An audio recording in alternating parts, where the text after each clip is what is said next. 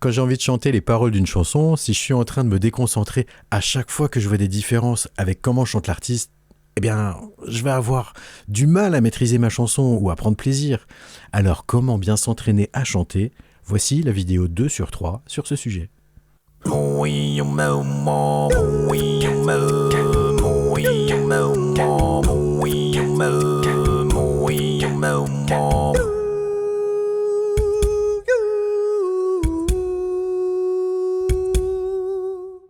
Chanteuse, chanteur, bienvenue sur Singing Apes, moi c'est Jérémy Delettre. Aujourd'hui parlons de comment bien préparer vos paroles. Peut-être avez-vous déjà une façon de faire qui fonctionne. Là, je vous propose un résumé de tout ce qui me semble le plus pertinent. Je vous propose une façon de préparer vos textes en les rendant plus lisibles et en les annotant avec quelques informations essentielles. Pour que votre texte soit le plus clair possible, pour ne plus hésiter, pour vous concentrer totalement sur votre chant.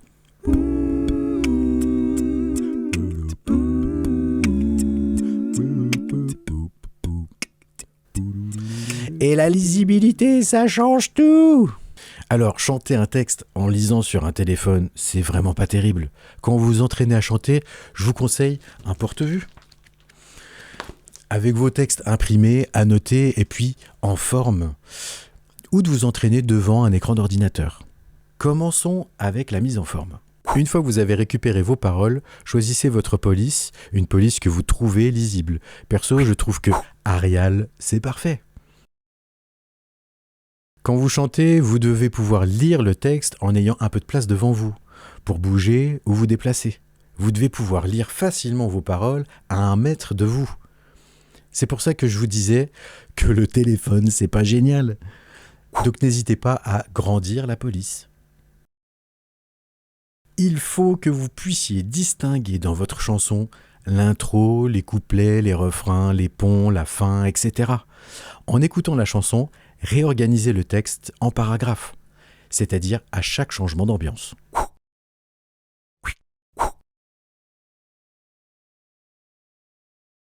Et enfin, retirez toutes les ponctuations. Voilà le texte tel que je l'ai pris au départ et après la mise en page. C'est beaucoup plus accessible, beaucoup plus clair. Maintenant, ajoutons quelques annotations essentielles. Première chose, ce qui est un problème pour beaucoup de monde, c'est le rythme. Et surtout quand vous chantez seul sur le karaoké. Donc, on pourrait déjà écrire sur les paroles plein d'indications sur le rythme des phrases et le départ de chaque phrase. Mais c'est quelque chose qui ne s'explique pas en quelques secondes. Je vous prépare pour bientôt quelque chose de bien plus solide pour comprendre les rythmes dans les chansons. Alors, hormis ce point, voici ce que je vous propose. Pour commencer, trouvez la bonne hauteur pour votre chanson, comme je vous l'ai expliqué dans la vidéo 4, 5 et 6.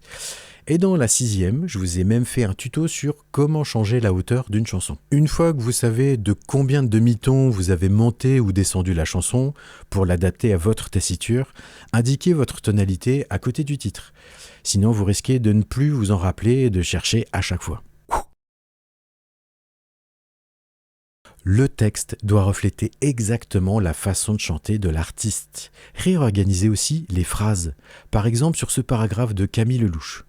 Où êtes-vous quand je pleure toutes les nuits, quand je crie en silence, quand je tombe dans le vide, que mon frigo est vide, faites-vous mine de rien voir, avez-vous peur du noir? Mettez une virgule s'il y a des pauses dans une phrase. Par exemple, dans une chanson de Joji, When you're out of sight in my mind.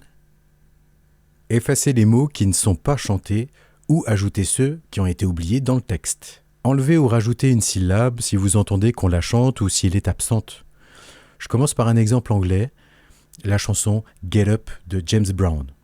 Je prends le passage Get up, get on up. Sur Get up, on peut entendre parfois un petit juste avant, comme je viens de le faire. Donc je vais le rajouter entre parenthèses. Et maintenant sur Get on up, on a 3 pieds, 3 syllabes rythmiques. Pourtant, quand je l'entends chanter, ça fait Get on up. Et ça fait 4 pieds.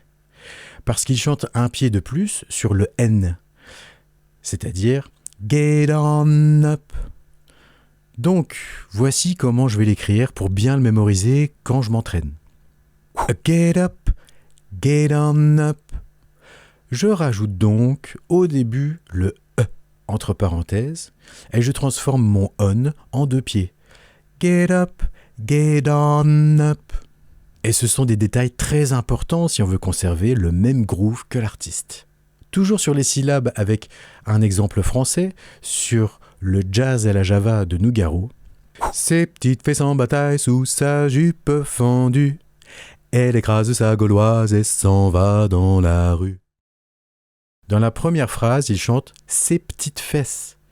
Alors, j'enlève le « e » et je le remplace par une apostrophe. À la fin de la phrase, il chante « sous sa jupe ». Alors, je mets le « e » de jupe en plus gros. Et même chose en dessous pour « elle écrase ça », en grossissant le « e » de « écrase ». Ses petites fesses en bataille sous sa jupe fendue. Elle écrase sa gauloise et s'en va dans la rue. Autre chose, repérez les phrases qui se chevauchent et enlevez la partie que vous ne pouvez pas chanter. Par exemple, à la fin du refrain de Chandelier de Sia, on s'aperçoit qu'elle finit de chanter le refrain alors qu'en même temps la partie suivante reprend. Aussi, si vous la chantez tout seul, vous n'avez pas le choix que de terminer le refrain et d'enlever la phrase d'après. On peut aussi indiquer quand il y a plusieurs notes sur une syllabe. Par exemple, sur ce refrain, je les mets en rouge et je vous chante la deuxième phrase. It may be quite simple, but now that it's done. C'est beaucoup plus visuel. On peut mettre quelques détails sur la structure de la chanson. Par exemple, c'est ce que j'indique en bleu. La toute première phrase commence bien à contre-temps du premier temps de la deuxième mesure. Et à la fin du refrain, l'intro est rejouée encore une fois avant de reprendre sur le prochain couplet. Ça vous permet de savoir comment se font les transitions entre les phrases et entre les paragraphes. Si vous vous sentez en difficulté avec les respirations, vous pouvez aussi marquer les endroits pour prendre l'air. Ici, les petites bulles rouges. En écoutant bien la chanson, vous entendrez là où respire le chanteur. En gros, annotez tout ce qui vous est nécessaire. Voilà un exemple de chanson avant et après l'avoir complètement annoté. Et ça change la vie.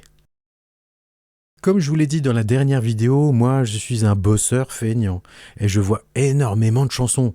Je ne veux pas refaire 2 fois le même travail. Si je ne chante plus une chanson pendant un moment sans avoir annoté le texte et que je la reprends quelques temps plus tard, je vais oublier des détails. Vous avez vu le nombre de détails que je vous ai pointés? Et on peut en rajouter plein. Donc, perso, j'écris l'indispensable pour que, quand je reviens sur une chanson, je n'ai plus aucune hésitation et pour toujours. Bien sûr, ce n'est pas une obligation de tout noter à chaque fois. À vous d'y réfléchir. Tout ce que vous noterez doit vous permettre de ne pas avoir à réfléchir quand vous chantez, pour que vous puissiez être pleinement concentré sur votre interprétation. Dans la prochaine vidéo, je vous donnerai des pistes sur où s'entraîner à chanter, parce que trouver un endroit pour s'entraîner dans les meilleures conditions, c'est pas toujours simple. Rendez-vous le mois prochain, et merci pour votre écoute.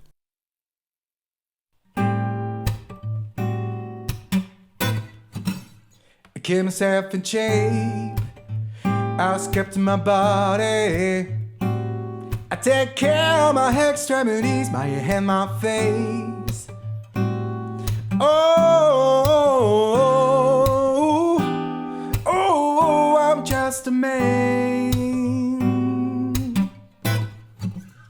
I make my skin soft and firm, I dry myself with my mood.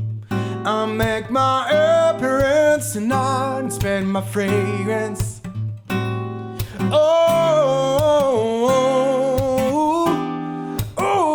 I'm just a man. Yeah. Ooh, I'm just a man. Learn to lose to win. Learn to lose to win. Gamble and I bet. Gamble and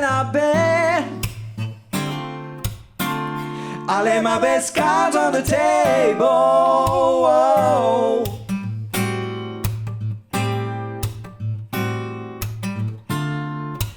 I lay my best cards on the table.